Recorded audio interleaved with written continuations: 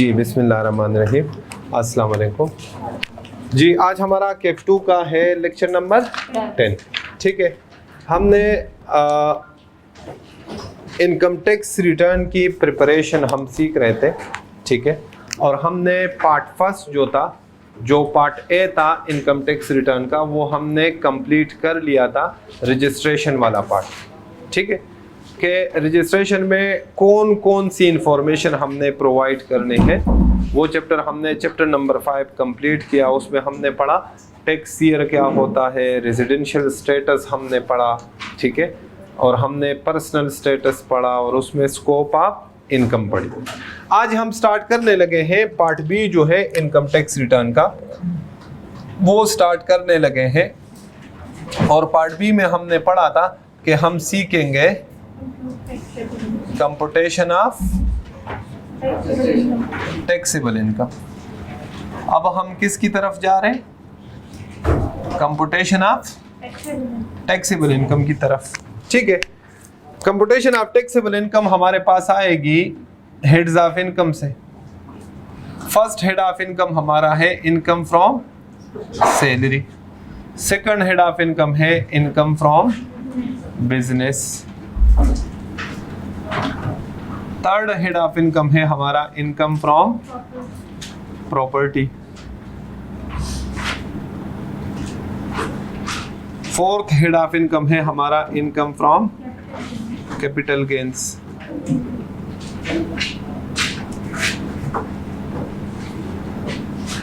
और fifth head of income है हमारा इनकम फ्रॉम अदर सोर्सेस। ठीक है, ये हमारे 5 हेड्स ऑफ इनकम है। ठीक है, अब हम वन बाय वन इन सब को हम ऐड करेंगे अगर, तो हमारे पास क्या आ जाएगा? Taxable income. ठीक है, आज हम अपना first head of income start करेंगे इनकम फ्रॉम सैलरी। कौन सा head of income? Income from salary. कि इनकम फ्रॉम सैलरी क्या होती है। ठीक है, वन बाय वन हम एक एक हेड इंशाल्लाह डिटेल में डिस्कस करेंगे। आज हमारा फर्स्ट हेड ऑफ इनकम होगा जिसका नाम क्या है? Income from salary. ठीक है, इनकम फ्रॉम सैलरी क्या होती है? इनकम फ्रॉम सैलरी में कौन कौन से अमाउंट्स हम इंक्लूड करेंगे? इनकम फ्रॉम सैलरी कहाँ से जनरेट होगी, हमें कैसे पता चलेगा? इसमें हम ये सारी चीज़ें पढ़ेंगे। जैसे मैंने आपको स्टार्ट में बताया था कि अगर कोई एक पर्सन जितने भी पैसे कमा रहा हो, ठीक है, उसने अपने उस इनकम को मैक्सिमम 5 हेड्स में क्लासिफाई करना पड़ता। कितने हेड्स में? 5 हेड्स। अब आपको वो अमाउंट्स देगा कि जनाब अब्दुर्रहमान ने इस जगह से पैसे कमाए, इस जगह से पैसे कमाए, इस जगह से पैसे कमाए। आपको 10, 15, 20 सोर्सेज बताएगा कि अब्दुर्रहमान ने इन सोर्सेज से पैसे कमाए। ठीक हो गया। अब आपको वो सोर्सेज आइडेंटिफाई करना होंगे। क्या करना होंगे? आइडेंटिफाई करना होंगे कि जनाब ये जो 20 किस्म की इनकम्स बताई है, ये इन 5 हेड्स में किस किस इनकम हेड में ये टैक्सेबल होंगी। क्लासिफिकेशन हम सीखेंगे। क्या सीखेंगे? Classification of income under the correct heads of income. समझ में आ रही बात? कि मतलब मैंने एक अमाउंट अर्न की, मैंने इनकम कमाई और वो फॉल करना चाहिए था मुझे कि उसको मैं क्लासिफाई करूं इनकम फ्रॉम सैलरी में, और उसको मैंने लिख दिया इनकम फ्रॉम बिजनेस में, तो आपके टोटल आंसर पे तो आपका कोई फर्क नहीं आएगा। समझ में आ रही बात? टैक्सेबल इनकम तो आपकी सेम आ जाएगी, लेकिन एक हेड ऑफ इनकम किसी दूसरे हेड ऑफ इनकम में क्लासिफाई करना, ये मिस्टेक कंसिडर नहीं होता टैक्स में, ये ब्लंडर कंसिडर होता। क्या कंसिडर होता है? ब्लंडर। इसके लिए स्पेसिफिक प्रोविजंस है कि जनाब सबसे पहले आप करेक्ट इनकम जो है अपने करेक्ट हेड्स ऑफ इनकम में क्लासिफाई करें कि जनाब ये इनकम फ्रॉम सैलरी है। क्यों इनकम फ्रॉम सैलरी है ये हम सीखेंगे कि इनकम फ्रॉम सैलरी क्यों होगी और कब होगी। ये इनकम फ्रॉम बिजनेस में जाएगी, क्यों जाएगी और कब जाएगी। ये इनकम फ्रॉम प्रॉपर्टी में जाएगी, कब कब और किन सिचुएशंस में जाएगी। ये कैपिटल गेन्स में जाएगी। सेम 5 हेड्स के हम बड़े डिटेल में पढ़ेंगे और ये सीखेंगे। फिर जब हम 5 हेड्स सीख ले, या फिर अभी हम इनकम फ्रॉम सैलरी सीखने जा रहे हैं, अब जब हम इनकम फ्रॉम सैलरी सीख लेंगे, वो हमें जो मर्जी बता दे, हम उन इनकम्स में सैलरी अलग कर देंगे कि जनाब ये वाली इनकम कहाँ पे जाएगी, इनकम फ्रॉम सैलरी। ठीक है, तो इनकम फ्रॉम सैलरी के लिए हम पहले बेसिक कॉन्सेप्ट्स डिस्कस करते हैं। और बेसिक्स में सबसे पहले जो है वो है एम्प्लॉयमेंट रिलेशनशिप। क्या है एम्प्लॉयमेंट रिलेशनशिप? जी, इनकम फ्रॉम सैलरी के लिए रिलेशनशिप एक जरूरी है, कंपल्सरी है, और उस रिलेशनशिप का नाम क्या है? Employment relation. एम्प्लॉयमेंट रिलेशनशिप किसे कहते हैं? एम्प्लॉयमेंट रिलेशनशिप में एक पार्टी को हम कहते हैं एम्प्लॉयर और दूसरी पार्टी को हम कहते हैं employee. According to income tax ordinance 2001, जब कभी दो पार्टीज के दरमियान ऐसा रिलेशनशिप हो जिसमें एक की पोजीशन हो एम्प्लॉयर की और दूसरे की पोजीशन हो एम्प्लॉय की, तो इन दोनों के दरमियान जो रिलेशनशिप होगा उस रिलेशनशिप को हम क्या नाम देंगे? Employment relationship. क्या नाम देंगे? Employment relationship. एम्प्लॉयर किसे कहते हैं? एम्प्लॉयर को इनकम टैक्स ऑर्डिनेंस डिफाइन कर रहा है कि वट एवर नेम के साथ आप एम्प्लॉयर को डायरेक्टर कहे, सीईओ कहे, ओनर कहे, ठीक है, कुछ भी कहे, लेकिन डिफिनीशन क्या है? कहता है हर वो बंदा जो ऐसे पोजीशन पे हो जो सर्विसेज के अगेंस्ट दूसरे लोगों को पेमेंट करता हो, रिम्यूनरेशन पे करता हो। क्या पे करता हो? रिम्यूनरेशन। कॉन्ट्रेक्चुअल अरेंजमेंट्स के थ्रू। किसके थ्रू? ये जो आपने एक बिजनेस लॉ पढ़ा होगा, ये जो एम्प्लॉयमेंट है ना, this is a type of contract. ये क्या है? ये कॉन्ट्रैक्ट है दो लोगों के दरमियान, जिसमें एक पार्टी एम्प्लॉयर क्या करता है? दूसरे पार्टी को रिम्यूनरेशन पे करता है अगेंस्ट सर्विसेज। और एम्प्लॉय कौन होता है? जो सर्विसेज के अगेंस्ट रिम्यूनरेशन रिसीव करता है। जो रिम्यूनरेशन रिसीव करता है तो ये इसकी क्या होगी? लेकिन कौन सी?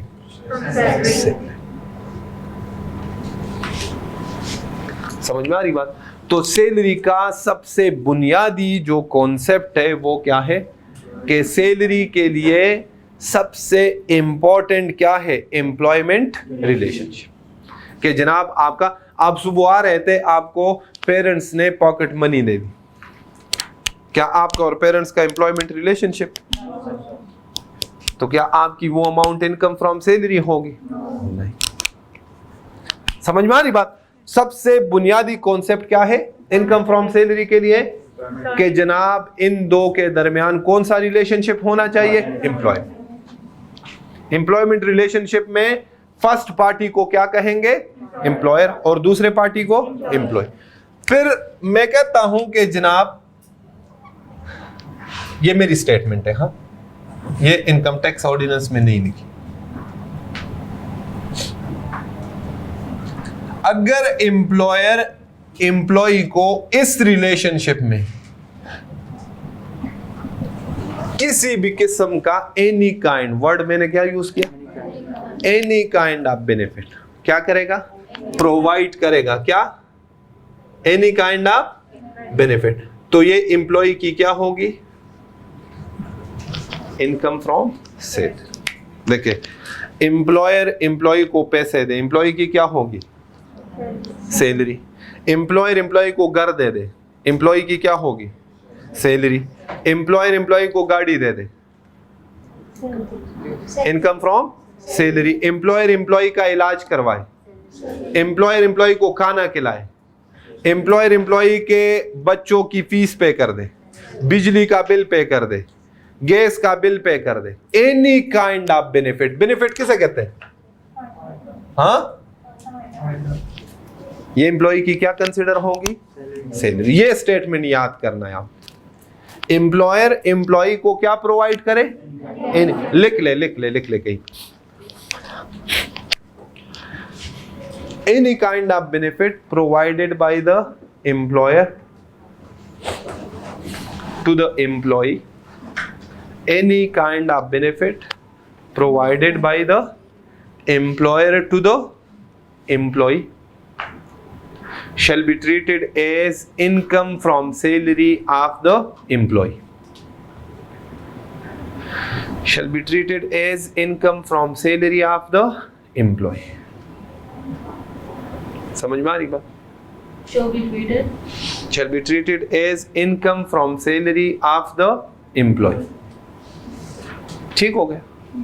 अगर एम्प्लॉयर एम्प्लॉय को किसी भी किस्म का बेनिफिट प्रोवाइड करेगा तो वो एम्प्लॉय की क्या कंसिडर होगी? इनकम। ओके, हाँ जी। अगला दूसरा कह रहा है जनाब बेसिक्स में कि salary is taxable on receipt basis. क्या कह रहे हैं? On receipt basis. आप मुझसे बेहतर जानते हो, अभी अकाउंटिंग पढ़ के आए हो ना? हाँ, कौन कौन से बेसिस होते हैं अकाउंटिंग? रिसीट और एक्रूअल बेसिस। सैलरी किस बेसिस पे टैक्सेबल है? Receipt basis. हाँ, क्या इसका मतलब क्या है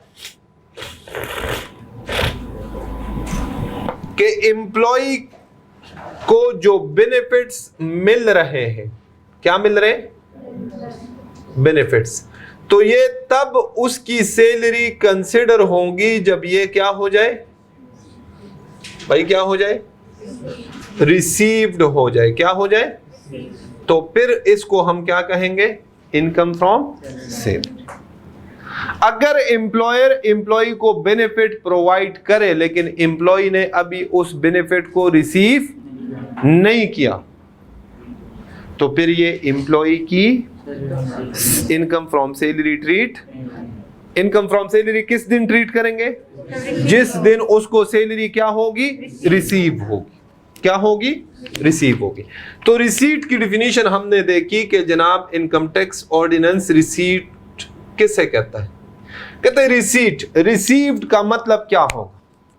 किस दिन हम ट्रीट करेंगे कि ये रिसीव हो गई? कहता है जनाब जब एम्प्लॉय एम्प्लॉयर से सैलरी रिसीव करेगा।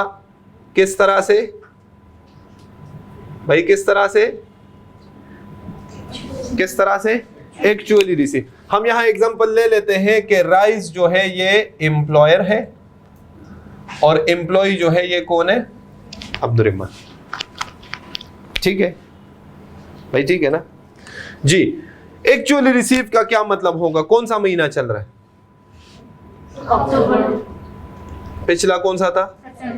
सितंबर 2022 की अब्दुर्रहमान की सैलरी थी फॉर एग्जांपल 10,000 पर मंथ। जी कितनी थी? 10,000 पर मंथ। ठीक हो गया? ये सितंबर की सैलरी, ये किस महीने की सैलरी है भाई? किस महीने की है? सितंबर। ये मुझे अकाउंटेंट ने पे की ऑन अक्टूबर 2nd 2022।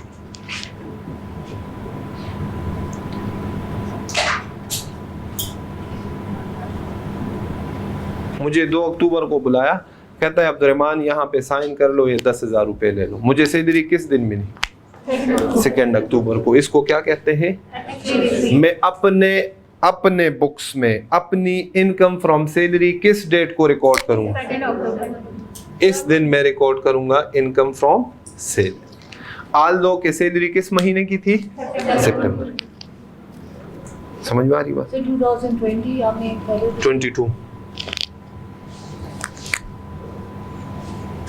ठीक है, मतलब पिछले महीने की सैलरी मैंने इस महीने की किस तारीख को मुझे मिली?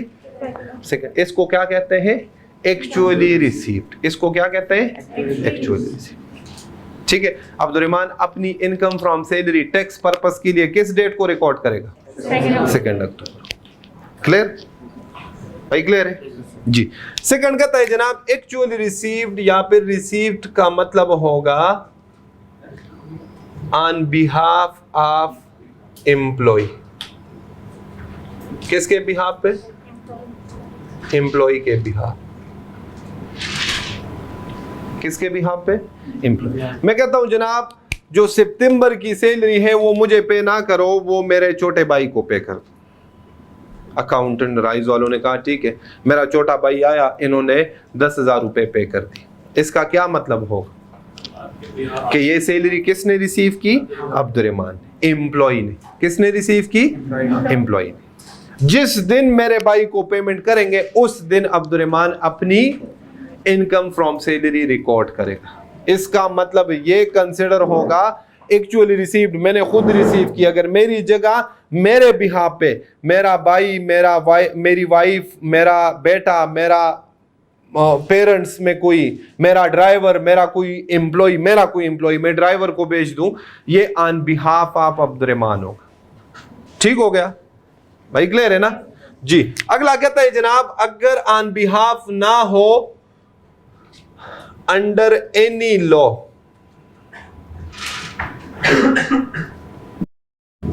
जी मेरा टैक्स था, मेरा क्या था? Tax amount. फॉर एग्जांपल 1,000 रुपए मेरा टैक्स था। मैंने राइस वालों को कहा जनाब जो मेरी सितंबर की सैलरी है 10,000 रुपए, उसमें 1,000 रुपए मेरा टैक्स जमा कर दे FBR। उन्होंने कहा ठीक है सर हम कर देते। 5 अक्टूबर को उन्होंने 1,000 रुपए मेरा टैक्स जमा कर दिया FBR को, 9,000 मुझे दे दिए। 5 ही तारीख को मैं अपनी इनकम फ्रॉम सैलरी कितनी रिकॉर्ड करूंगा? 10,000। कितनी? मेरी जगह जो वो अंडर एनी लॉ पेमेंट करेंगे मेरी जगह, ये ऑन बिहाफ में ही कवर होता है। किस में कवर होता है? On behalf. ऑन बिहाफ में एक और चीज समझ ले, मेरे बच्चों की फीस है स्कूल की, मैं राइस को कहता हूं जनाब 2,000 रुपए फीस है मेरे बच्चों की स्कूल की फीस, वो जमा कर दे। 2,000 वो जमा कर दिए, बकाया मुझे कितने देंगे? 8। मैं सैलरी कितनी रिकॉर्ड करूंगा? 10,000। इसका मतलब ये होगा कि मैंने कितनी रिसीव की सैलरी? 10,000। समझ में आ रही बात? मेरे घर के बिजली का बिल है 3,000 रुपए, मैंने कहा वो जमा कर दे, बकाया मुझे दे दे। 3,000 बिल जमा कर दिया, मुझे कितने देंगे? 7। में अपनी इनकम फ्रॉम सैलरी कितनी रिकॉर्ड करूं? 10,000। ऑन बिहाफ या अंडर एनी लॉ या इंस्ट्रक्शंस दे दूं मैं कि जनाब ये पेमेंट करना, एम्प्लॉय जिस तरह इंस्ट्रक्शंस दे दे, अगर एम्प्लॉयर उसको फॉलो करे तो इसका मतलब जैसे वो पेमेंट करेगा, इसका मतलब ये हो गया ये सैलरी किसने रिसीव की? एम्प्लॉय ने रिसीव की। किसने रिसीव की? एम्प्लॉय। समझ में आ रही बात भाई? क्लियर है जी। अगला कहता है जनाब मेड अवेलेबल। अगला क्या कहता है? एम्प्लॉयर एम्प्लॉय को सैलरी अवेलेबल कर दे, मेड अवेलेबल कर दे। फॉर एग्जांपल इसको समझिएगा,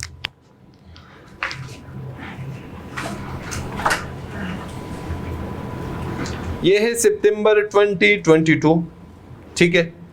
इसकी सैलरी थी कितनी? 10,000। एम्प्लॉयर ने मुझे 25 ऑफ सितंबर को चेक दे दिया जिस पे डेट किस का था? डेट भी क्या था? जिस दिन चेक दिया उसी दिन का डेट था कि ये लो अब्दुर्रहमान आपकी सितंबर की सैलरी जाके विड्रॉ कर लो बैंक से। ठीक है, मुझे उस दिन टाइम नहीं मिला, मैंने चेक अपने जेब में रखा और मैं भूल गया। मुझे याद आया कब?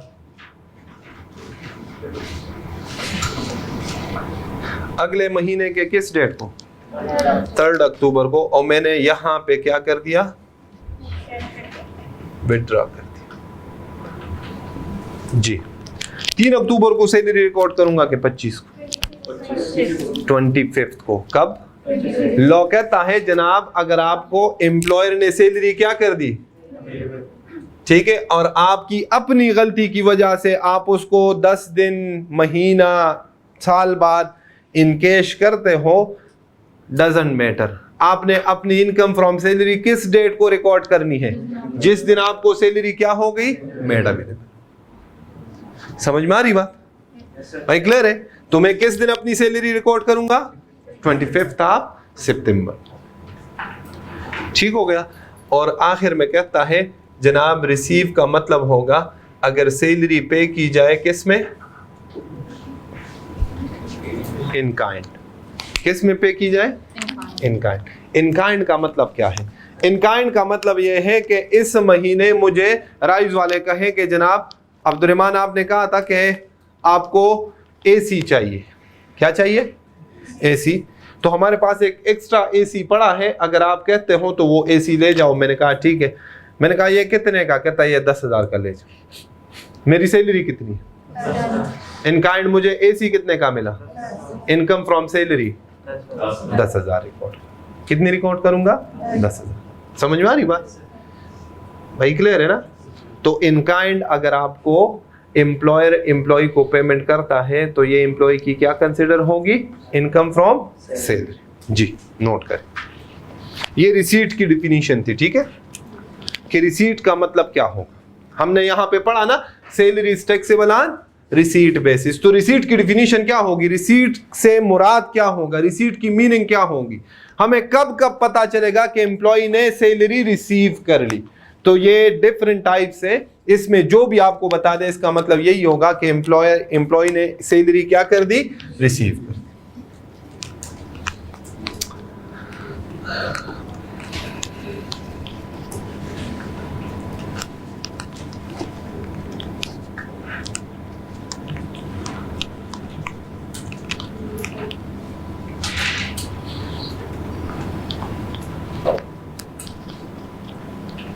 जी करें, नोट करें शाबाश।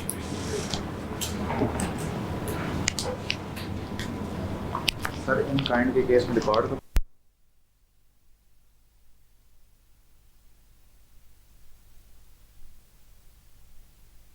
काइंड के केस में रिकॉर्ड किस डेट? जिस दिन एसी मिला होगा। एक सवाल है जी जी। हर साल, हर महीने, हर दिन बिहार जो है ना,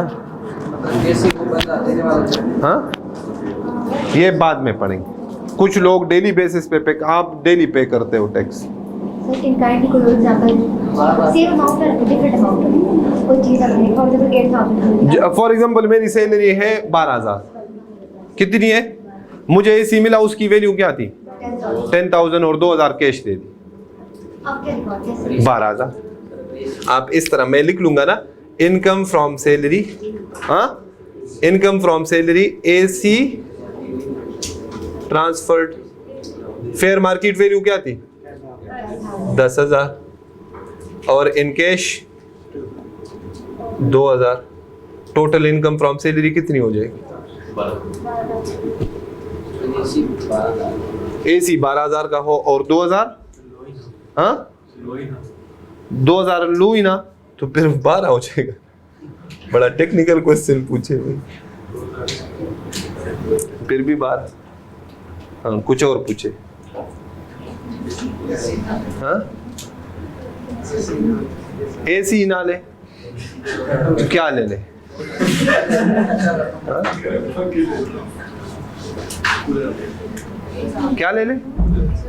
सर कैश मिलेगी और एसी मिलेगा, 10,000 तो नहीं मिलेगा। क्या मतलब? मतलब एसी मिलेगा 10,000। एसी अगर ये मार्केट में ये एसी परचेस करता कितने का मिलना था? मुझे ऐसी जगह बता रहे जहाँ पे एसी फ्री बांटते हो। बेनिफिट मैंने बहुत पहले आपको एक चीज बता दी। क्या चीज? Any kind of benefit. Salary क्या है? बेनिफिट फ्रॉम द एम्प्लॉयर, वो किसी भी किस्म की हो। एम्प्लॉयर अगर हम मुस्कुराए भी ना तो उस पर भी टैक्स होता है। फ्री में दे फिर भी सैलरी भैया, यूज के लिए दे ट्रांसफर, वो भी बताऊंगा भैया। परफॉर्मेंस पूरी देख के जाएंगे, ठीक है इंशाल्लाह। टिकट परचेस किया है ना, ये वो थिएटर पे आते नहीं है, हाँ वो परफॉर्मेंस ना, बेफिक्र हो जाए। अभी तो स्टार्ट हुआ है जी। क्लियर है? हाँ, यहां तक बात क्लियर है भाई? बोले यहां तक क्लियर है? इसमें कोई क्वेश्चन है तो पूछे। ये समझ आ गई? एसी मिलता है कम पैसों का, ज्यादा पैसों का, हम किस पे रिकॉर्ड करते हैं? Fair market rate. किस पे? इन काइंड हम किस पे रिकॉर्ड करते हैं? Fair market rate. ये पढ़ेंगे, ये पूरा हमारा जो है ना पास पेपर्स में ये पूरे कॉन्सेप्ट्स उसने पूछे हुए। ये रेस कर दूं नीचे वाला? हाँ जी। Salary is taxable on receipt basis. इसमें कोई शक है? हाँ, नहीं है ना? इस रिसीट बेसिस का एक ही एक्सेप्शन,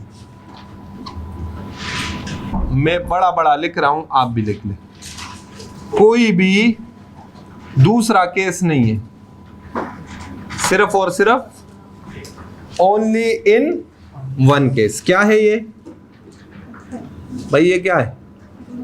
एक्सेप्शन। नॉर्मल रूल क्या है कि salary is taxable on, exception क्या हो जाएगा कि salary is taxable on accrual basis.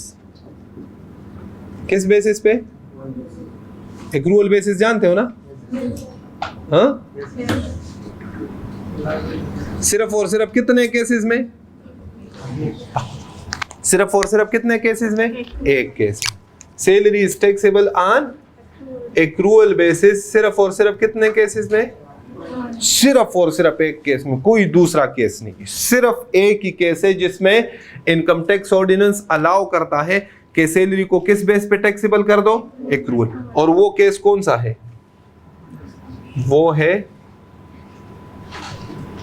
Salary in arrears. वो केस कौन सा है? Salary in arrears.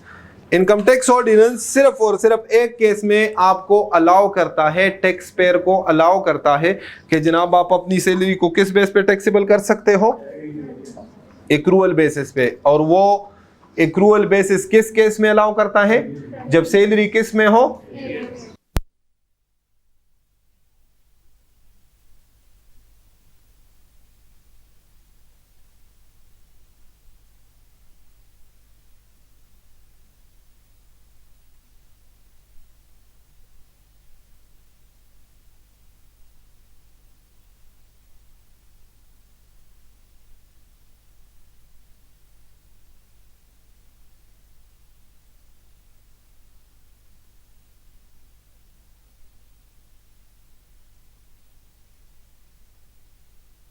Salary in arrears किसे कहते हैं? सैलरी इन एरियर्स का मतलब क्या है ये समझते हैं।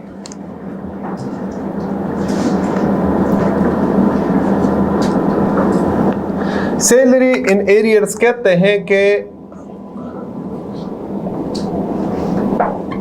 जुलाई 2022 की अगर सैलरी होगी और वो मुझे किस महीने में, कौन से महीने में मिले? किस महीने की सैलरी है? जुलाई की। मिले किस मंथ में? इस महीने की सैलरी है लेकिन रिसीव किस में हो जाए? हाँ, अगस्त। तो इसको हम कहते हैं सैलरी इन एरियर्स। इसको हम क्या कहते हैं? Salary in arrears. समझ में आ रही बात? फॉर एग्जाम्पल, अब्दुर्रहमान का पहला साल है जॉब का, टैक्स ईयर 2020। टैक्स ईयर कौन सा है? 2020। कहाँ से स्टार्ट होगा? 1 जुलाई 2019 से स्टार्ट होगा, 30 जून 2020 को एंड होगा। और अब्दुर्रहमान का एम्प्लॉयर, उसका ये सिस्टम है कि वो सैलरी पे करता है इन एरियर्स। मतलब जुलाई की सैलरी मुझे किस महीने में मिलेगी? हाँ, जुलाई की अगस्त में, अगस्त की किस महीने में मिलेगी? हाँ, सितंबर, सितंबर की अक्टूबर। ठीक हो गया। और ऐसे चलते चलते जून 2020 की सैलरी कब मिलेगी? जुलाई, मतलब नेक्स्ट टैक्स ईयर कौन सा होगा? कहाँ से कहाँ तक? 20 से लेके 30 जून 21 तक ये होगा। इस महीने की आखिरी सैलरी मुझे किस महीने में मिलेगी? इसमें मैं एक सैलरी रिसीव करूंगा जो कौन से? जून इसकी होगी ना। तो ये टैक्स ईयर कौन सा है? ये वाला 21। और ये सैलरी कौन से टैक्स ईयर की है? जब एक साल की सैलरी आपको नेक्स्ट ईयर में मिल जाए, इसको हम क्या कहते हैं? Salary received in arrears. मतलब इसमें अगर ये मेरा पहला साल हो, किसका?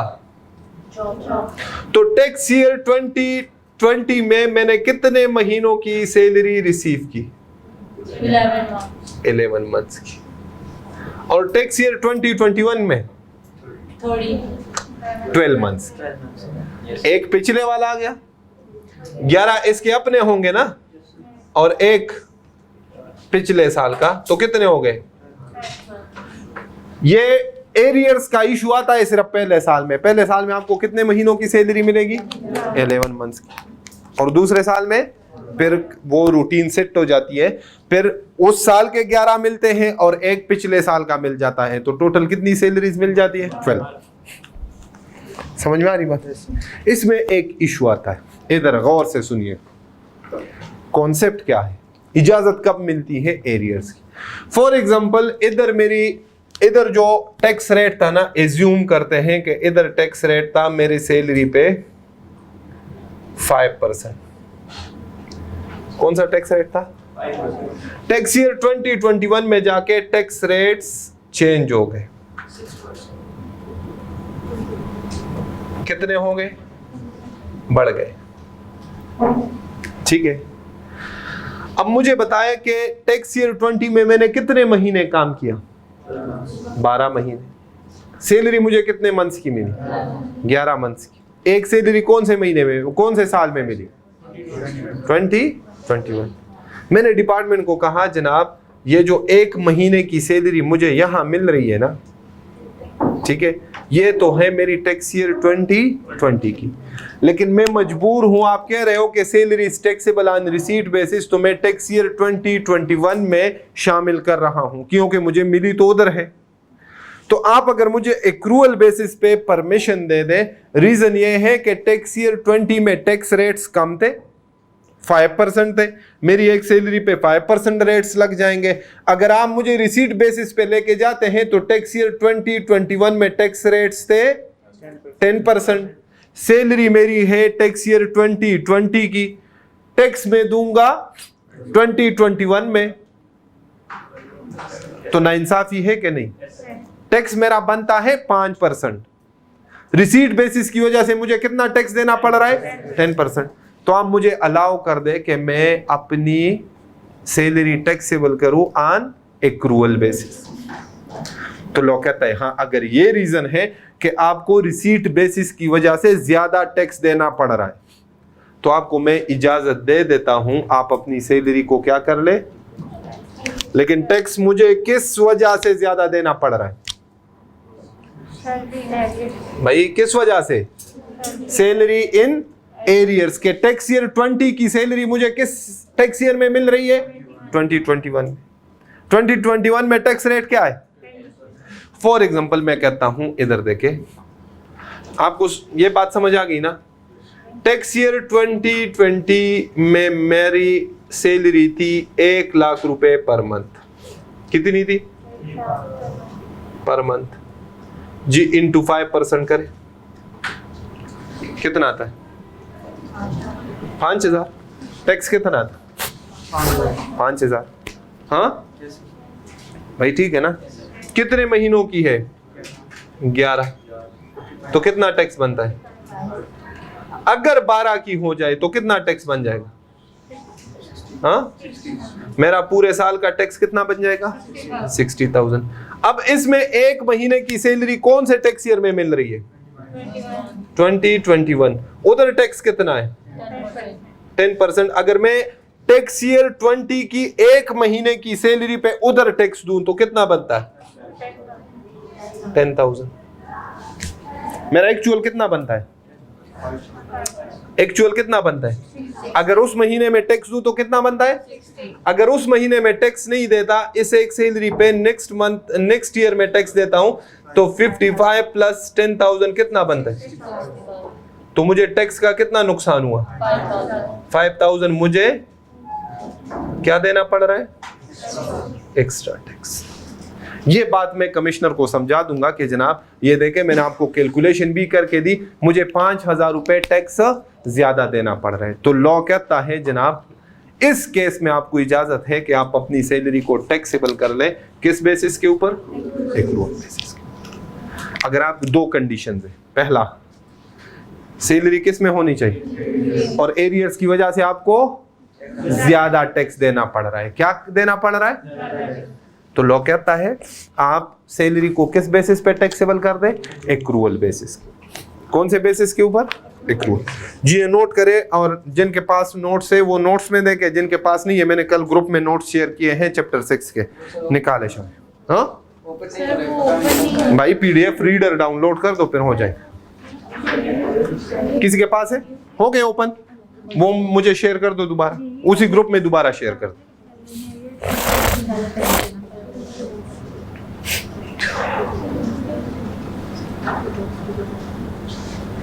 जी इस उसी ग्रुप में दोबारा शेयर कर दो। ये नोट करें शाबाश।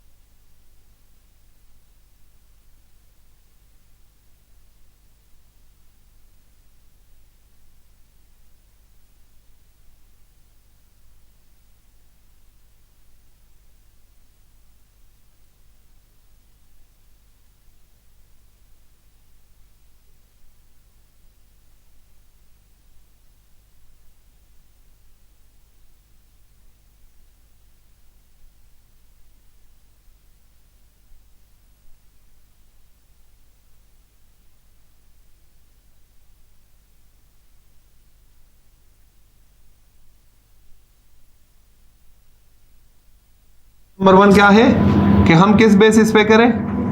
रिसीट बेसिस के ऊपर। कौन से बेसिस के ऊपर? रिसीट। देखिए टैक्स ईयर लिखा हुआ है, टैक्स ईयर 1 2। हाँ हमारे पास क्या है? टैक्स ईयर 1 और टैक्स ईयर 2। ठीक है। अब देखें पहले साल में उसकी सैलरी कितनी थी? काम कितना अरसा किया? 12 मंथ्स काम किया है, लेकिन उसको सैलरी मिली है सिर्फ और सिर्फ 8 महीनों की। तो रिसीट बेसिस पे जितनी मिली होगी उतना हम टैक्सेबल करेंगे। कितने महीनों की मिली? 8 महीनों की। तो 8 लाख मल्टीप्लाई बाय कितने? सॉरी 1 लाख है per month, 1 lakh multiply by 8 months की, तो कितनी मिली? 8 लाख जी। तो टैक्सेबल इनकम कितनी आ गई? 8 लाख जी। रेट्स मैंने शेयर कर दिए ना, ये भी ले ले क्लास के बाद। ये रेट्स आपके पास हर क्लास में होने चाहिए जब तक हम इनकम टैक्स पढ़ रहे। ओपन करें, मैंने ग्रुप में शेयर कर दिए, जिन्होंने ले लिए ठीक है, जिनके पास नहीं है वो देखें। मैंने आपको बोला था इसका नाम क्या है इस बंदे का? मिस्टर कुछ लिखा है, ये इंडिविजुअल है। क्या है? इंडिविजुअल। मैंने आपको उर्दू में एक स्टेटमेंट लिखवाई थी, जब भी इंडिविजुअल होगा क्या होगा? तो हम क्या फाइंड करेंगे? सैलरीड और नॉन सैलरीड। तो income from salary divided by taxable income करें। 8 divided by 8 lakh, 8 lakh divided by 8 lakh multiply by 100% करे। शाबाश शाबाश। कैलकुलेटर रेट्स ये कल से हर किसी के पास होने चाहिए, ठीक है। अब आपका टैक्स शुरू हो गया है, अभी तक तो हम बेसिक्स पढ़ रहे थे ना, अब टैक्स स्टार्ट हो गया है। इनकम फ्रॉम सैलरी कितने? फार्मूला क्या था? सैलरीड और non salaried. Income from salary divided by taxable income. तो इनकम फ्रॉम सैलरी कितनी है? टैक्सेबल इनकम कितनी है? 800,000 मल्टीप्लाई बाय परसेंटेज, कितना परसेंट आया? 100%। अगर 75% से ज्यादा हो तो क्या होगा? सैलरीड। इधर आ जाए स्लेब 2 देके, ये जो नोट्स जो मैंने शेयर कर दिए हैं रेट्स ग्रुप में, नजर आ रहे? दूसरे स्लेब में देखे पढ़े। Where the income of an individual chargeable under the head salary exceeds 75% of his taxable income, the rates of tax to be applied shall be as set out in the following table. ये कौन से वाले rates है? इसके साथ side पे लिखते salaried, second वाले। ऊपर वाले के साथ लिख ले नॉन सैलरीड। ये आपको पेपर में भी मिलेंगे, आपके पास डेली ये क्लास में होने चाहिए, ये आपके डेली काम आएंगे। ठीक हो गया। अब इसमें देखें, ये सेकंड स्लेब में जो आपके पास ग्रुप में शेयर हुआ है, सेकंड स्लेब में देखें, इसमें टैक्सेबल इनकम कि ये 8 लाख कौन से स्लेब में फॉल कर रही है? आपके पास नहीं है ये किस में? सेकंड में। क्या लिखा हुआ है? नहीं पढ़े, आगे नहीं पढ़ना, सिर्फ ये पढ़े। Where taxable income exceeds ₹600,000 but ₹12 lakh. तो यही बात है ना, कह रहा है कि ये सेकंड स्लेब में बात कर रहा है कि वो इनकम जो 6 लाख से ज्यादा हो लेकिन 12 लाख से ज्यादा, तो 8 लाख 6 लाख से ज्यादा है ना, और 12 लाख से कम में, तो सेकंड स्लेब में आ रहा है ना। ये इनकम आपने इसके सामने देख ले, सामने बिल्कुल स्ट्रेट, तो ये टैक्स है इसका। क्या लिखा हुआ है? 2.5% ऑफ द अमाउंट एक्सीडिंग ₹600,000। मतलब क्या है? कह रहे 6 लाख से जो ऊपर है उस पे कितना परसेंट जी। तो टैक्स लायबिलिटी हम कैलकुलेट करते हैं, लिखे नोट करें। टैक्स ऑन रुपीज कितनी अमाउंट? टैक्सेबल इनकम कितनी है? 8 लाख। कह रहा है कितने से ज्यादा है तो उस पे कितना परसेंट? कितने से ज्यादा?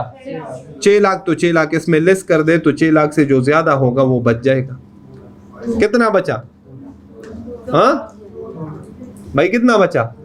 2 लाख। 2 लाख का कितना परसेंट जी? ले ले 5,000। तो टैक्स लायबिलिटी 8 लाख पे टैक्स लायबिलिटी कितनी आई? 5 लाख 5,000। टैक्स लायबिलिटी कितनी आई? अगर किस बेसिस पे जाएगा? रिसीट बेसिस पे। जितनी सैलरी रिसीव की अगर उस पे टैक्स कैलकुलेट करेगा तो कितनी आ जाएगा? 8 लाख पे कितना टैक्स आ जाएगा जी। अब मुझे बताएं ईयर 2 में, टैक्स ईयर 2 में इनकम फ्रॉम सैलरी कितनी है रिसीट बेसिस पे अगर जाएगा? हाँ भाई पर मंथ कितनी है सैलरी? 1 लाख। कितनी महीनों की रिसीव की?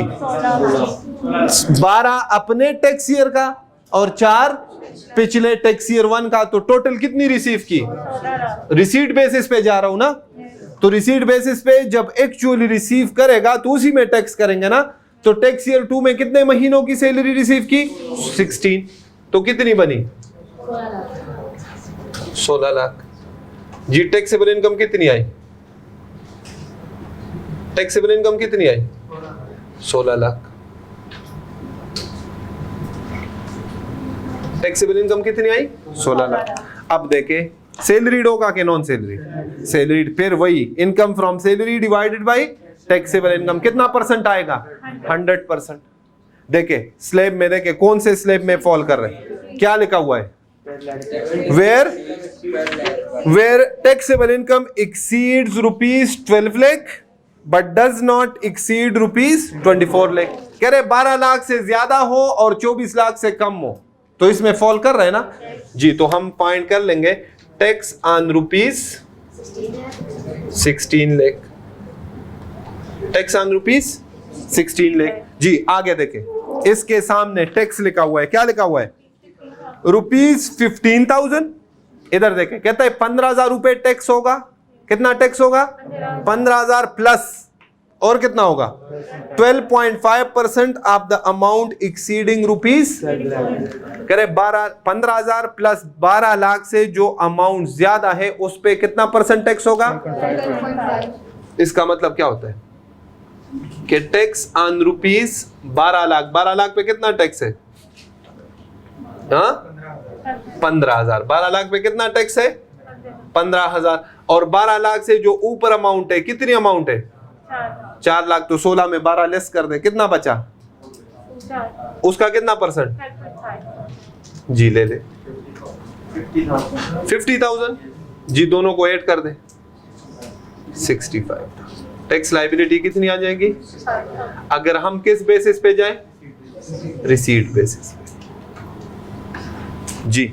सैलरी इन एरियर्स है, इस साल की 4 महीनों की सैलरी इस साल में मिल रही है, तो टैक्स पेयर के पास क्या है? ऑप्शन है कि किस बेसिस पे जाए? एक्रूअल। कौन से बेसिस पे? एक्रूअल। तो ऑप्शन 2 उसके पास क्या है कि किस पे जाए? एक्रूअल। ऑप्शन नंबर 2 क्या है? एक्रूअल बेसिस जी। एक्रूअल बेसिस में इनकम फ्रॉम सैलरी कितनी होगी? जितने महीने काम किया है, हम ये नहीं देखते कि कितने महीने रिसीव किया है। हम एक्रूअल बेसिस में उस साल में उसने कितनी कमाई की, मिले या ना मिले। एक्रूअल बेसिस में मिलने और ना मिलने का कोई हम कॉन्सेप्ट नहीं पढ़ते। जितना उसने कमाया, कितना कमाया? 12 लाख। कितना कमाया?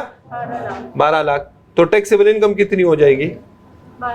12 लाख ना जी। देखिए कौन से स्लैब में आ रहा है? सैलरीड होगा ना। कौन से स्लैब में आ रहा है? सेकंड। क्या लिखा हुआ है? बोले